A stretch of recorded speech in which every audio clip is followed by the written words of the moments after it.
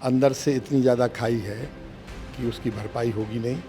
नरोत्तम जी चाहे घूमें, घर घर जाएं, कुछ भी करें, उनके कार्यकर्ता नहीं मानेंगे। आधे से अधिक कार्यकर्ता मेरी तरफ आ चुके हैं। इतना बड़ा अपमान तो हम नहीं सहेंगे। उनका हक बनता था। वो ज़्यादा मार्जिन से हारे नहीं थे, पहली बात।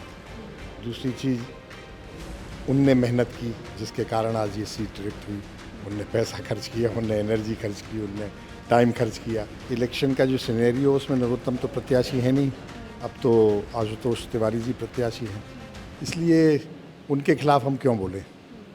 वो सामने ही नहीं है। सामने होते तो उनकी कमियां गिनाते। हमें पूरा सतर्क रहना है। हालांकि मार्जिन बहुत बड़ा है, उम्मीदवार उनकी बहुत बड़ी वीकनेस है, उसके कारण कांग्रेस के पक्ष में लहर है, मेरे पक्ष में लहर है, लेकिन फिर भी चुनौती तो है। 16वें नंबर पे रखा, वो मेरे ख्याल से डैमेज कंट्रोल है।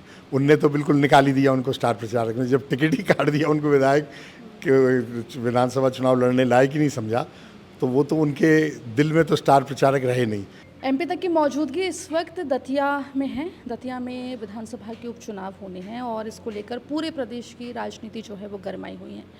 इस वक्त हमारे साथ हैं कांग्रेस के प्रत्याशी घनश्याम सिंह, जिन अब एक ऑफिशियल जो पॉलिटिकल कैंपेन है उसकी शुरुआत आज से होने वाली है। घनश्याम जी से हम बात करेंगे इस बार चुनाव में क्या लग रहा है। घनश्याम जी, पहले तो बहुत स्वागत आपका एमपी तक पर। धन्यवाद, आपका भी स्वागत। नॉमिनेशन फाइल हो गया है और अब आज से एक हम कहेंगे कि हाई वोल्टेज कैंपेनिंग जो है वो कांग्रेस करेगी। 2023 में कांग्रेस जीती थी, लेकिन अभी उपचुनाव में क्या लग रहा है, कांग्रेस कहाँ पर खड़ी है? इस उपचुनाव में भी कांग्रेस जीतेगी, ज़्यादा मार्जिन से जीतेगी। 2023 में जितने से जीती थी कांग्रेस, उससे दुगने से भी अधिक मार्जिन से। हमने शुरुआत में देखा, जैसे ही बीजेपी के टिकट का अनाउंसमेंट हुआ तो काफ़ी नाराज़गी बीजेपी कार्यकर्ताओं में देखी गई थी, लेकिन कल एक दूसरी तस्वीर देखी गई। नरोत्तम मिश्रा ने कहा कि हर घर पर जाकर शीश नवाएंगे और आशुतोष जी को जिताने की कोशिश करेंगे। क्या आपको लग रहा है, पहले ये माना जा रहा था कि शायद कांग्रेस को इससे फ़ायदा होगा, लेकिन अब बीजेपी ने पूरा डैमेज कंट्रोल कर लिया है? देखिए, डैमेज कंट्रोल तो ऊपरी है, अंदर से इतनी ज़्यादा खाई है कि उसकी भरपाई होगी नहीं। नरोत्तम जी चाहे घूमें, घर घर जाएं, कुछ भी करें, उनके कार्यकर्ता नहीं मानेंगे। आधे से अधिक कार्यकर्ता मेरी तरफ आ चुके हैं और आ रहे हैं। कार्यकर्ताओं से आपकी बात हुई है?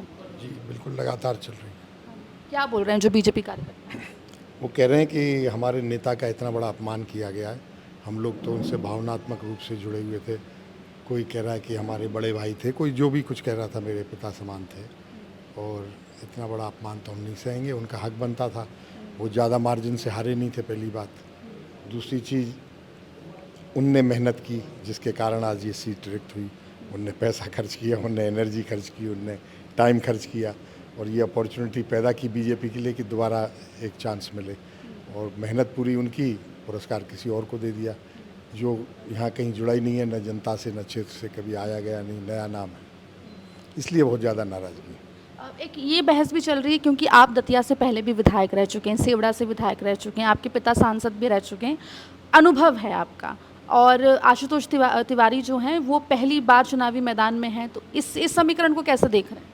देखिए, अनुभवी तो वो भी बहुत हैं चुनावी मैदान में, चाहे पहली बार हों, लेकिन राजनीतिक अनुभव तो पर्याप्त है उनको। हाउसिंग बोर्ड के वो चेयरमैन रहे, कैबिनेट मंत्री का दर्जा रहा, आरएसएस में बहुत काम किया, संगठन में बहुत काम किया। हाँ, चुनावी मैदान में पहली बार आए तो वो डिसएडवांटेज तो थोड़ा रहेगा उनको। आपने ये बात कही कि बहुत से बीजेपी कार्यकर्ता जो हैं वो आपसे बात भी कर रहे हैं। पिछले 3 महीने का जो कैंपेन हमने नरोत्तम मिश्रा का देखा था, उसमें कई कांग्रेस कार्यकर्ताओं को उन्होंने बीजेपी में वो लेकर गए थे। क्या उनसे आपकी बात हुई है? क्या वो वापस आना चाहते हैं? देखिए, सही बात तो ये है कि कांग्रेस के तो बहुत कम गए थे। ऐसे लोग गए थे जो उनके साथ ही थे, हमेशा रहे, बीजेपी में रहे, लेकिन अंदरूनी नाराज़ थे, तो 2023 में उनने उनका नहीं किया था, कांग्रेस में आ गए थे। वो लोग वापस गए थे, सब नहीं, लेकिन कई गए थे वापस। 2023 के कैंपेन में दिग्विजय सिंह की दतिया में काफ़ी ज़्यादा मौजूदगी देखी गई थी।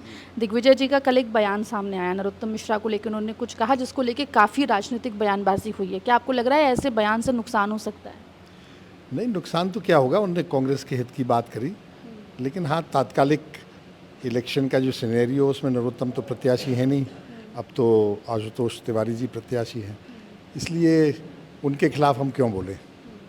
वो सामने ही नहीं है, सामने होते तो उनकी कमियां गिनाते और गिना ही रहे थे 3 महीने से। लेकिन अब सिनेरियो बदल गया है, अब वो सामने नहीं है। एक तरह से है कोई मर गया है, उसमें मरे मराए में क्या गोली मारना, जो जिंदा सामने खड़ा है दुश्मन उसके ऊपर हमला करें ना। राजनीतिक हमला, गोली से मेरा मतलब एक्चुअल हत्या करने से नहीं है, राजनीतिक हमला। राजेंद्र भारती जी भी आपके साथ हैं और कांग्रेस भी अब जो है एग्रेसिव कैंपेनिंग शुरू कर रही है। अब क्या चुनौतीपूर्ण लग रहा है फिर भी? देखिए, हर चुनाव चुनौतीपूर्ण तो होता ही है। चुनाव तो चुनाव की तरह लड़ा जाता है, और ख़ास तौर से ऐसा विरोधी जैसे भारतीय जनता पार्टी है, वो लोकतांत्रिक मूल्यों में बहुत कम विश्वास करते हैं। साम दाम दंड भेद हर तरह से चुनाव जीतने का वो प्रयास करते हैं, उनका पिछला रिकॉर्ड है। तो इसलिए हमें पूरा सतर्क रहना है। हालांकि मार्जिन बहुत बड़ा है, उम्मीदवार उनकी बहुत बड़ी वीकनेस है, उसके कारण कांग्रेस के पक्ष में लहर है, मेरे पक्ष में लहर है। लेकिन फिर भी चुनौती तो है, क्योंकि भारतीय जनता पार्टी का मैंने जो बताया उनका जो इतिहास है, उसके कारण हम पूरी ताकत लगाएंगे और चुनाव जीतेंगे। जी, एक और सवाल मेरा, हाल ही में राज्यसभा के इलेक्शन हुए और कांग्रेस की जो सीट थी वो कांग्रेस के हाथ से चली गई। नॉमिनेशन फॉर्म के ऊपर आपत्ति आई, आपका नॉमिनेशन फॉर्म भर चुका है, अभी स्क्रूटनी होनी बाकी है। इस बार कितना एहतियात बरता गया है? देखिए, हमारा फॉर्म बिल्कुल परफेक्ट है, उसमें कोई कमी नहीं है। जो चीज़ डिक्लेयर करना आवश्यक नहीं है वो भी हमने किया है। मीनाक्षी नटराजन जी को जो केस था वो डिक्लेयर करना कानूनन बिल्कुल आवश्यक नहीं था।